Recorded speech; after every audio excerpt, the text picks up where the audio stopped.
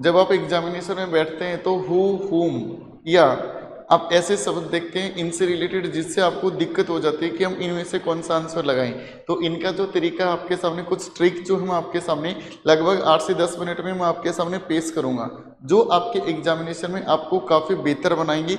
समझना, सबसे पहले हम जो पढ़ेंगे अपने, वो पढ़ेंगे हु का यूज। काफ़ी बच्चों को दिक्कत रहती है कि सर हु जो होता है इसका यूज हम इंग्लिश लैंग्वेज में कैसे करते हैं। बिल्कुल ठीक बात है, ऐसी ट्रिक बता दूंगा मैं आपके सामने, 2 से 3 सेकेंड्स में आपके आंसर आ जाएंगे, चाहे हु की बात करें चाहे हुम की बात करें। सुनना मेरी बात ध्यान से, जब आपके सामने किसी भी सेंटेंस में हमने यूज करना हो, वो यूज करना हो मेरे भाई हु का, ठीक है।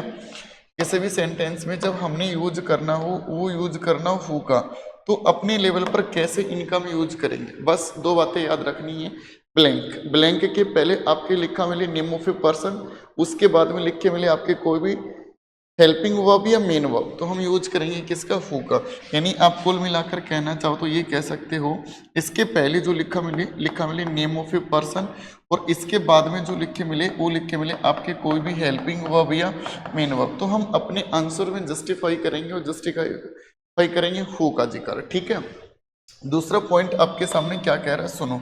जब हमने यूज करना हो किसी भी सेंटेंस में किसका, ओम का, जब हमने किसी भी सेंटेंस में ओम का यूज करना होगा तो ब्लैंक के पहले हम यूज करेंगे, वो यूज करेंगे किसका, नेम ऑफ ए पर्सन का, और इसके बाद में हम यूज करेंगे, वो यूज करेंगे किसका, डिफरेंट सब्जेक्ट का, ठीक है। आप कहोगे सर ये डिफरेंट सब्जेक्ट क्या होता है, बिल्कुल अभी बताता हूँ आपको। डिफरेंट सब्जेक्ट क्या होता है, 2 से 3 से 4, बस इससे ज़्यादा ट्रिक हम नहीं पढ़ेंगे। पेपर कोई भी हो आपका, हर एग्जामिनेशन को हम कवर करते हुए चलेंगे, ठीक है। लगभग हर एग्जामिनेशन में हो और होम का मसला पूछा जाता है, और बच्चा क्या हो जाता है, इस चीज़ को देखकर पजल हो जाता है कि आंसर में क्या जस्टिफाई करूं। तो इसमें आप देखोगे सेंटेंस नंबर 1 में Rakhi invited the person blank was a great teacher. एक बार फिर से सुनना, ब्लैंक के पहले नेम ऑफ ए पर्सन, बाद में हेल्पिंग वर्ब या मेन वर्ब है तो यूज करेंगे किसका, हु का। ब्लैंक के पहले नेम ऑफ ए पर्सन, बाद में आपके सामने कोई भी डिफरेंट सब्जेक्ट है तो हम यूज करेंगे किसका, होम का हम यूज करेंगे। समझ में ये बात। सेंटेंस नंबर 1 को देखेंगे, लिख रखा Ritu invited the person blank was a great teacher.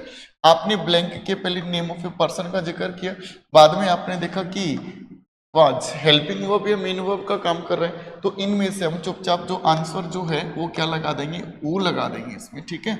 इसमें जो करेक्ट आंसर जो होगा अपना वो कौन सा हो जाएगा, वो कहना बिल्कुल ठीक होगा। सेंटेंस नंबर 2 जो है उसको पढ़ना आप एक बार।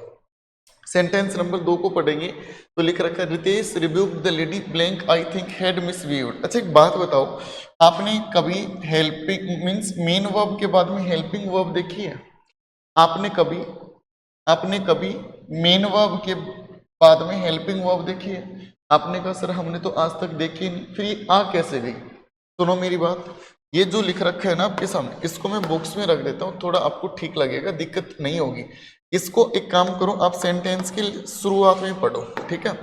शुरुआत में पढ़ोगे तो आप पढ़ोगे इसको, I think Ritesh rebuked the lady blank had misbehaved, और इसी को सेंटेंस के लास्ट में पढ़ के देखो एक बार, और सेंटेंस में लास्ट में पढ़ोगे तो आप कहोगे Ritesh rebuked the lady blank had misbehaved I think. क्या सेंटेंस के ऊपर कोई फर्क पड़ा? आपने कहा सर कोई भी फर्क नहीं पड़ा। मेरे भाई सेंटेंस के ऊपर कोई फर्क नहीं पड़ा ना, तो इस आई थिंक का कोई भी मतलब नहीं। पेपर में पेपर सेटर आपको पजल करने के लिए ऐसे जो क्वेश्चन जो होते हैं वो आपके सामने पेश करेगा। तो एक तीसरा जो पॉइंट है आपका और देख लेते हैं इस हु और होम को लेकर, ठीक है, जो आपके एग्जामिनेशन में काफ़ी अच्छे तरीके से पेश किया जाता है। जो तीसरी ट्रिक है वो क्या कह रही है आपके सामने, देखो हमने पता है कि जब हम किसी भी सेंटेंस में यूज करते हैं किसका, हु का, तो ब्लैंक के पहले जो लिखा मिलेगा वो लिखा मिलेगा नेम ऑफ ए पर्सन, और इसके बाद में जो लिखी होगी ना वो क्या लिखी होगी, हेल्पिंग वर्ब या मेन वर्ब, ऐसे ही लिखा होगा। लेकिन इसके पहले एग्जामिनेशन में क्या होगा, कुछ ऐसे शब्द लिखे मिलेंगे जिनका कोई भी मतलब नहीं होता। आइडेंटिफाई कैसे करोगे, 2 सेकेंड में आप आइडेंटिफाई कर लेंगे, मैं आपको बता दूंगा, समझना। जैसे पेपर में वो आपके सामने लिख के दे देगा आई फील, आई फेल्ट लिख सकते हैं, वो हो सकता है पेपर में आपके सामने लिख के दे दे, वो लिख के दे दे दे फाउंड, ऐसे शब्द लिख देगा। पहचानोगे कैसे इनको, या तो दोनों मेन वर्ब एक साथ लिखे मिलेंगे, या मेन वर्ब के बाद में क्या लिखे मिलेगी, हेल्पिंग वर्ब, इसी बात को ऐसे भी कह सकते हो कि हेल्पिंग वर्ब के पहले क्या लिखी मिलेगी, आपकी मेन वर्ब लिखी मिलेगी। इसको ऐसे भी पेश कर सकते हो, तो इसका कोई मीनिंग नहीं निकलता। ब्लैंक के पहले आपने देखा द लेडी एक नेम ऑफ ए पर्सन का काम कर रही है, बाद में हेड एक हेल्पिंग वर्ब का काम कर रही है, तो आंसर यहाँ पर हम क्या लगा देंगे, हु लगा देंगे, बिल्कुल ठीक रहेगा अपना। ठीक है, अगले सेंटेंस को देखते हैं क्या लिख रखा है आपके सामने। अगले क्वेश्चन की तरफ लेके चलो मैं आपको। तो ये लिख रखा है आपका, the police beat them blank we know came out of their house.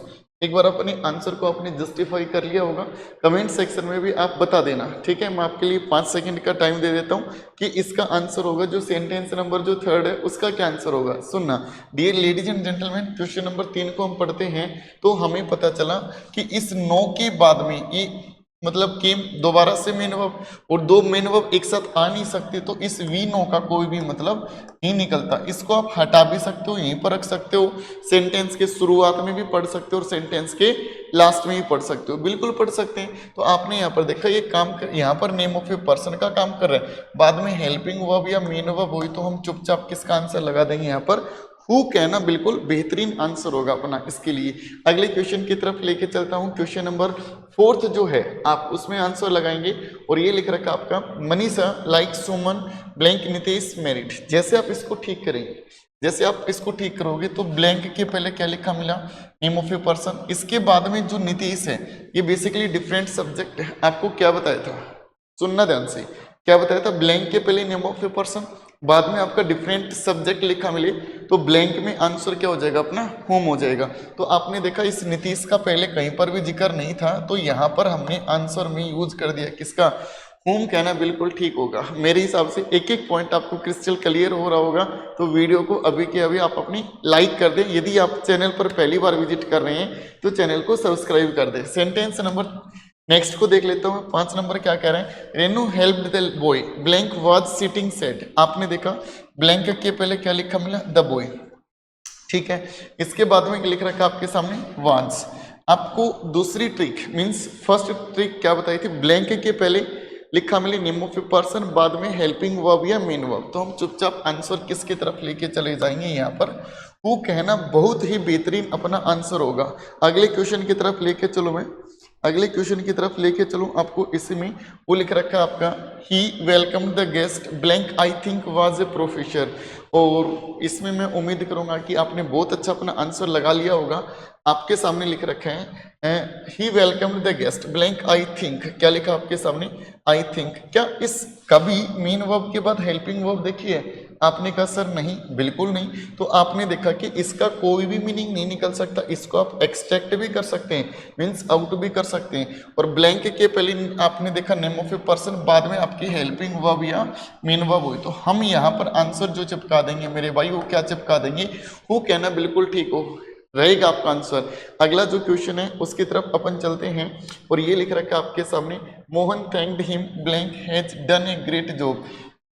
मेरे को पता है आपने पहले से ही आंसर जो है अपना जस्टिफाई कर लिया है, तो जल्दी से अभी कमेंट सेक्शन में बता दो लास्ट वाले जो सेंटेंस है उसका आंसर क्या होगा। इसका आंसर जो है वो मैं आपको नहीं बता रहा, इसका आंसर आप खुद बताओगे किसमें, कमेंट सेक्शन में। एक बार 1 मिनट भी नहीं लगेंगे, 30 सेकेंड्स में मैं आपको रिवाइज करवा देता हूँ तीनों के तीनों ट्रिक।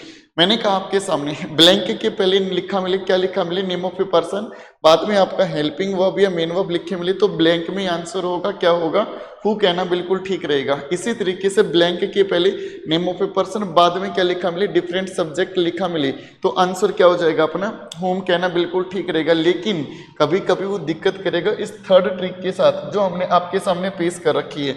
ब्लैंक के पहले नेम ऑफ ए पर्सन, बिल्कुल ठीक कहा आप लोगों ने, इसके बाद में हेल्पिंग वर्ब या मेन वर्ब, तो हु लगा देंगे, लेकिन कुछ ऐसे शब्द लिख देगा जिनका कोई भी मतलब नहीं निकलता आपके एग्जामिनेशन में, like I felt, I feel, they found, इनका कोई भी मीनिंग नहीं। हटा भी सकते हो इनको, आगे पढ़ सकते हो, पीछे पढ़ सकते हो, कोई फर्क नहीं पड़ता। मेन जो तरीका जो थी, जो ट्रिक थी वो आपके सामने पहली 2 ट्रिक थी। तो उम्मीद करूंगा कि आपको वीडियो बिल्कुल पसंद आई होगी। वीडियो के बाद में कमेंट करना ना भूलें, आप वीडियो को लाइक कर दें, यदि चैनल पर पहली बार विजिट कर रहे हैं तो आप चैनल को सब्सक्राइब कर दें। Thank you everyone.